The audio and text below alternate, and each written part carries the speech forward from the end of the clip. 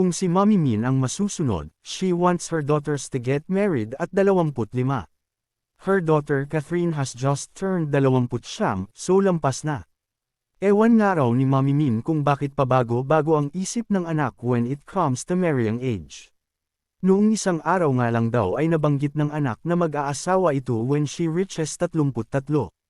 Pero laging iginigiit ng celebrity mom the ear liar, the better, may expiration date kasi ang mga babae. Ang mga guys, wala. If it's any consolation, ibinida ni Mommy Min na napakarami raw na ninangalang pugad sa kanyang anak. Hinahayaan ko lang siyang mamili kung sino sa kanila. Ako, pabulong-bulong lang, uy, ayoko dyan. Basta ang lagi kong sinasabi sa kanya, mag-isip siya 100 times. Lalo na raw sa estado ni Catherine, pakiramdam ni Mommy Min na hinihintay siyang madapa uli sa pag-ibig.